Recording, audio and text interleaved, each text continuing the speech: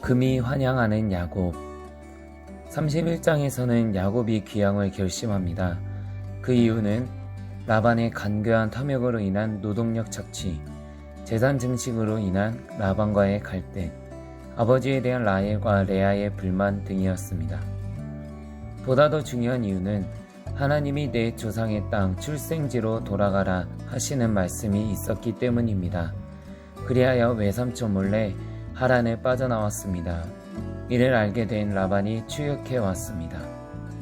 물론 이유는 가시 드라빔을 찾겠다는 명분이었으나 야곱은 그것을 몰랐습니다. 라헬의 결정이었습니다. 결국 라반은 드라빔을 찾아내지 못했습니다. 사전에 하나님이 꿈에 나타나셔서 선악간에 말하지 말라는 주의를 들었기에 더 이상 어찌할지를 못했습니다. 미스바에서 서로를 축복하는 언약의 돌무더기를 세움으로 미스바의 언약을 체결하고 자신의 집으로 돌아갔습니다.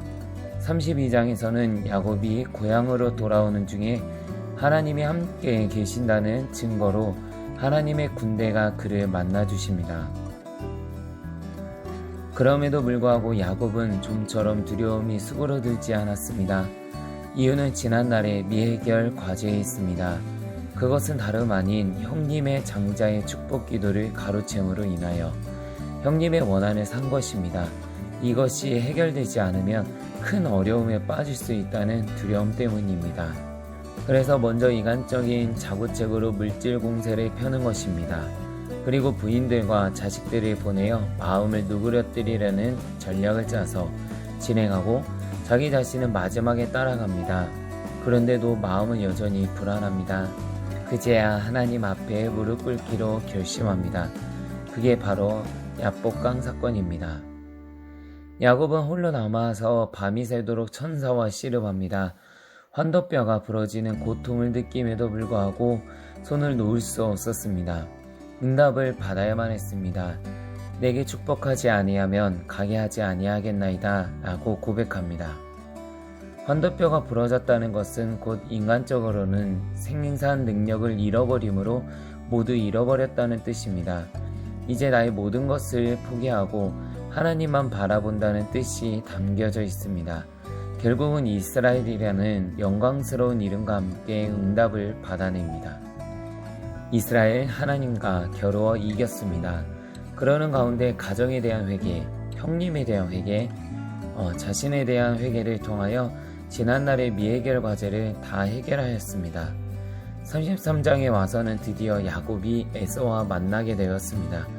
이는 지난 20년간의 해묵은 증오와 두려움의 벽을 한순간에 무너뜨리려는 사건이요 하나님의 백성의 놀라운 형제를 나타내는 사건입니다. 야곱은 에서를 만났을 때 그에게 더는 무서운 형님으로 보이지 않았습니다. 내가 형님의 얼굴을 보오니 하나님의 얼굴을 본 것 같사오며 형님도 나를 기뻐하심이니이다 라는 진심 어린 고백이 나오는 것입니다. 이것은 마음속의 모든 검은 그림자가 사라지고 맑고 깨끗한 사랑이 가득 찼음을 보여줍니다. 그러면서 준비한 예물을 강건하자 에서는 그 예물을 받았습니다. 이는 용서의 표현입니다. 이는 하나님은 인간의 어떤 장벽도 기도하면 다 해결해 주신다는 것을 보여주는 사건입니다. 이어서 야곱은 숫곳에 도착하였습니다. 숫곳을 지나 가나안의 세겜성에 이르러 그들의 장막칠 곳을 세겜의 아들들에게서 은 100개를 주고 샀습니다. 그러나 그곳은 야곱이 정착해야 할 곳이 아니었습니다. 하나님께서 돌아가라 말씀하셨던 그 목적지가 아니었기 때문입니다. 그리하므로 예상하지 못했던 불행한 일이 그들을 향하여 다가오고 있었습니다. 하나님의 말씀에 순종하는 것이 평안의 길임을 보여준다 할 것입니다. 환난 가운데에서의 결단과 응답. 34장에서 안타까운 것은 야곱이 출생지로 돌아가라는 하나님의 명령에 순종하여야 하나 야곱은 아직도 고향으로 돌아가는 것이 썩 내키지 않았는지 그리하지 않았습니다. 중간 지역인 세겜에 있는 땅을 은 100세겔에 사서 그곳에 정착하게 됩니다. 하나님의 약속을 잊어버리면 반드시 마귀의 유혹에 넘어가기 쉽습니다. 야곱의 외동딸 디나가 그만 그곳 하몰의 아들이자 추장이었던 세겜에게 강간을 당하게 됩니다. 불신자인 세겜은 이것을 죄로 여기지 않고 그냥 결혼을 허락해달라고 합니다.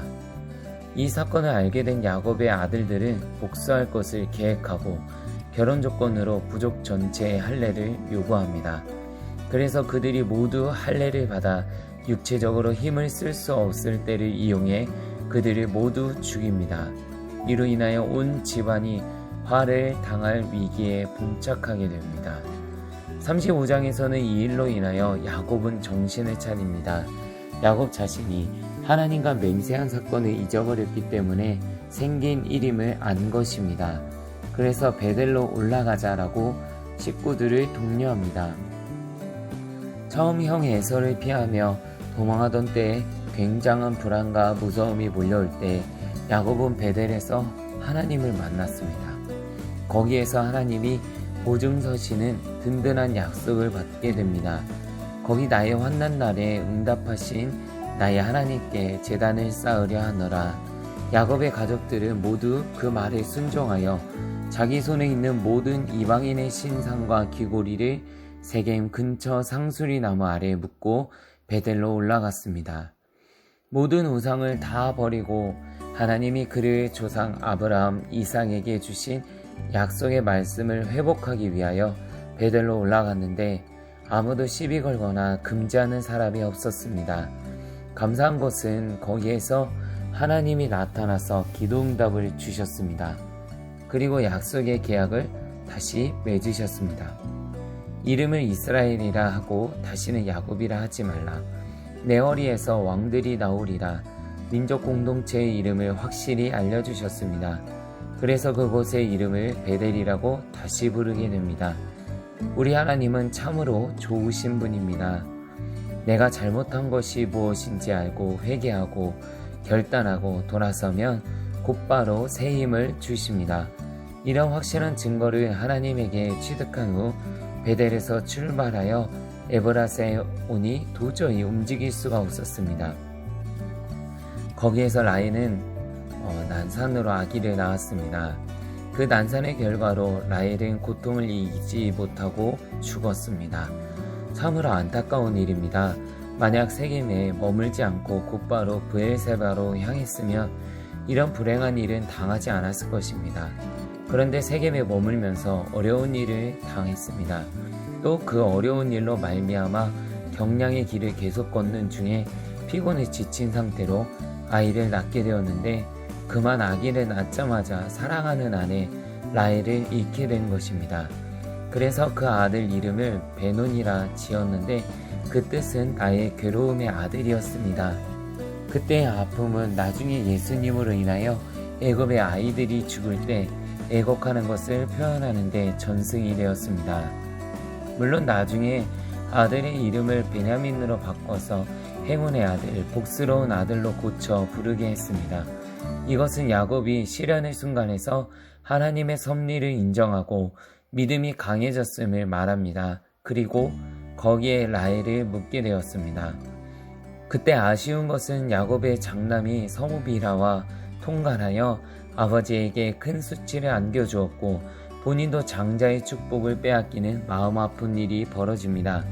36장에서는 분가한 에서의 족보를 말해줍니다.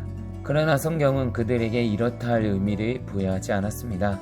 그도 그럴 것이 언약을 붙든 족속이 아니기 때문입니다.